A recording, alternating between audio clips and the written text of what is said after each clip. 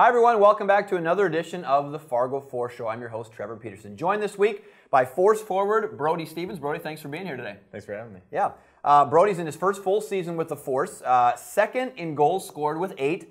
Third in points with 14.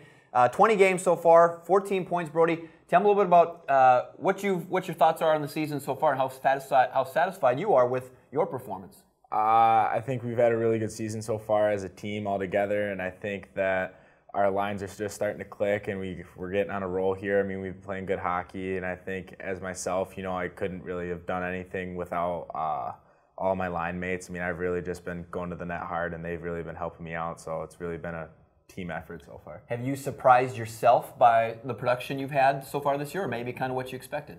A little bit of both. I mean, I expected to get more points than I did last year, but I don't think I expected to be third in the team in points at all. So. Before joining the Force for 2 games last season, you played 20 games for the U.S. Under-17 National Team Development Program. Talk a little bit about that. What kind of experience was it playing for the Red, White, and Blue? It was a great experience. I mean, I went overseas. I went to Slovakia with them, and I mean, that was a life experience right there. I mean, I'll probably never be able to do that again, and hopefully, but that was great. I mean, I was playing with the top 22 kids of my age in the world or in the country, every day practicing, grinding against them, and I mean, it really helped me as a player.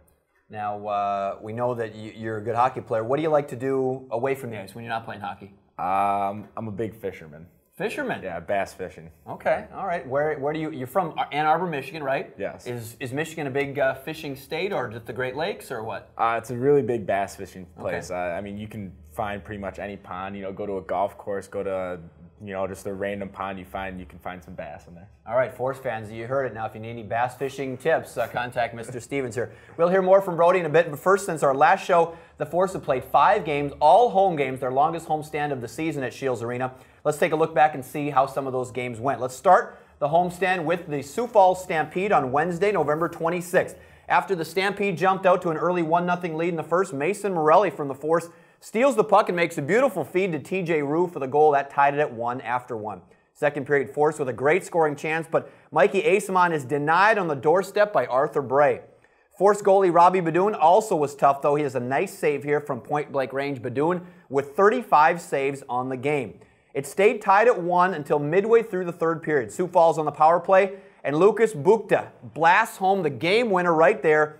2-1 Stampede. That turned out to be your final. The Force were outshot in this one 37-20, so the homestand kind of started out on a little bit of a sour note. But 3 days later, the Force had another opportunity to rebound. This time they hosted first place Sioux City and the Musketeers, the team that they had split with earlier this season, first 2 games. Scoreless in the second when Fargo's Mason Morelli gets the scoring going with the wrister there. Goalie never had a chance on that one, 1-0 Force. Matthias Israelson on his game. The save here, he finished with 36 saves for the game. Check out this one. That was a beauty. After Sioux City tied it, Mikey Asamont watched the great pass from behind the net to Zach Jan for the goal. That's nice. 2-1 Force after 2. That's definitely worth another look. Take a look. The goalie didn't have a chance on this one.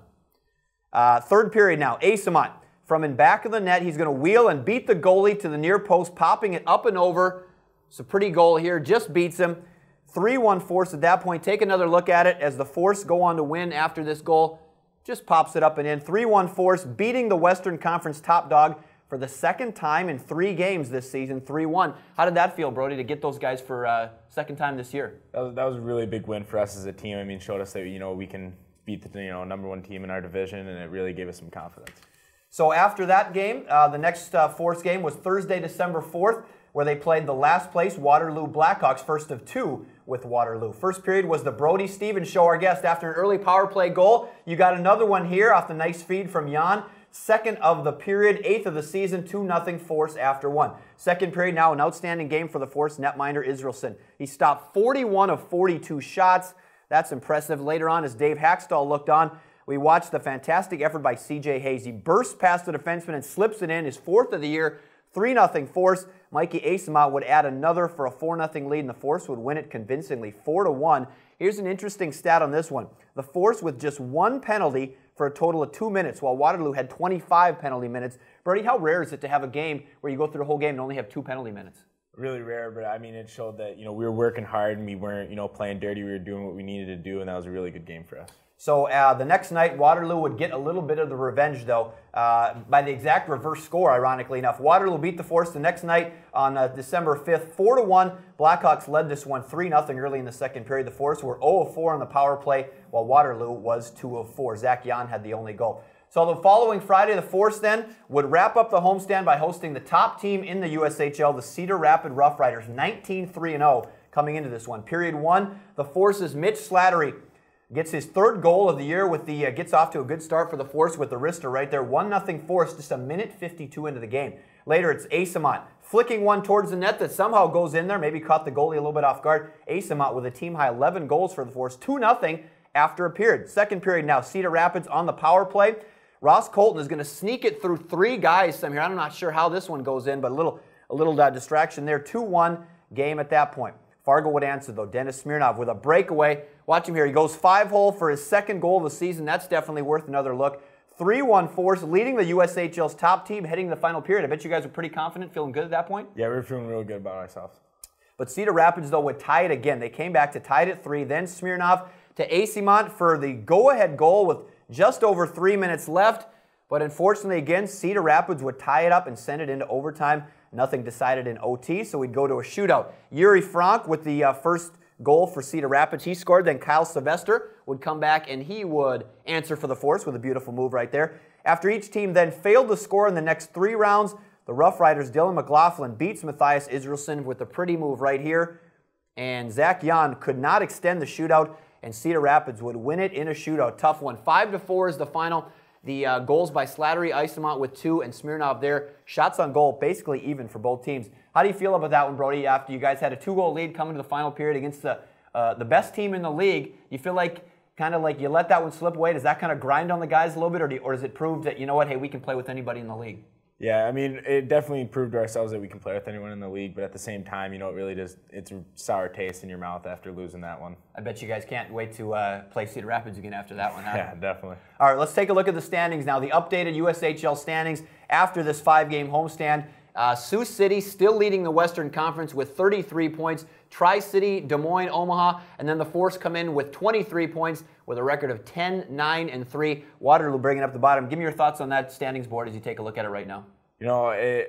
Obviously we want to be in the top 4 for when playoffs come around, but I think we're in a good place right now. I mean, we're just a point out of 4th place, just a couple points away from, getting right up back in 1st place. So you guys had a good start to the season. Has it kind of been, how's it felt like to you in the last month or month and a half? Has it kind of been a little up, a little down? You guys are right at that 500 mark. Do you feel like you're playing pretty well? There's still a lot of things that you guys can improve on. I think we've definitely improved from where we were, and I know that for a fact that, a couple of the boys have been feeling good about ourselves, but at the same time, we just need to start winning games, and I think that's really what we're going to start focusing on is, figuring out what we need to do to start winning games instead of just playing well and not winning. All right, now we mentioned that Brody was a Michigan native from Ann Arbor, Michigan. You recently committed to play college hockey at Western Michigan. Tell me a little bit about how exciting that is for you to be playing your college hockey soon in your home state. It's really exciting for me. I mean, I'm an hour and a half away from home right there, and I'm playing for, the legendary coach Murray over there, and I mean, it's really exciting for me, and I'm really happy about it. Was that kind of a dream for you to play college hockey in your home state, or not necessarily? Did you just want to play somewhere? It didn't really matter where? I mean, I did, I obviously would have played wherever the best fit for me was, but I definitely want to, stay in the Mitten, stay in Michigan, because I'm a Michigan guy, so I'd like to stay there. So. And for those of you who don't know, I just learned this too, the Mitten is the main part of Michigan. We heard about the UP, but now you know, we learned something here today. The Mitten is the main part. So we also, maybe fans don't know about Brody Stevens, you're quite a baseball player too. Tell me about baseball and hockey, and was it a tough choice kind of deciding what you wanted to do, or was baseball always kind of second and hockey was first for you? Hockey was always my first love. I mean, I love baseball. It's probably my dad's favorite sport. Okay. But I always loved hockey, and baseball is always my secondary thing. And I mean, I'd always make sure. Last year I actually played baseball while I was playing for the national team, so I would have a 2-hour practice hour workout at hockey, and then I'd go have a 2-hour baseball practice. So I always made time and made sure that hockey was my first priority. What positions did you play in baseball? I played outfield. I was a good outfielder, but I really shined. I was a DH, big hitter. So. Okay, all right. Home runs? A couple. Couple? Yeah, a couple. All right. Looking at your numbers now this season, something kind of jumped out to me that I thought was kind of interesting. Among the Force guys with at least 10 shots this year, you have the highest scoring percentage on your shots, 28%, 8 goals on 29 shots. Is that something that you've always kind of prided yourself on? Is if you're going to shoot, it's going to be a good shot? Is it kind of just worked out that way this season? How do you look at a stat like that?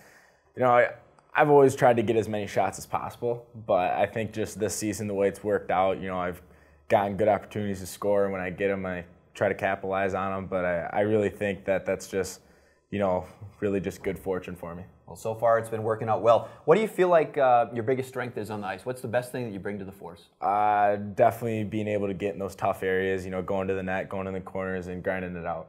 And how about the biggest thing that you still want to see yourself improving? Is there more than one, or what's maybe the biggest thing that you really want to focus on and see yourself get better at?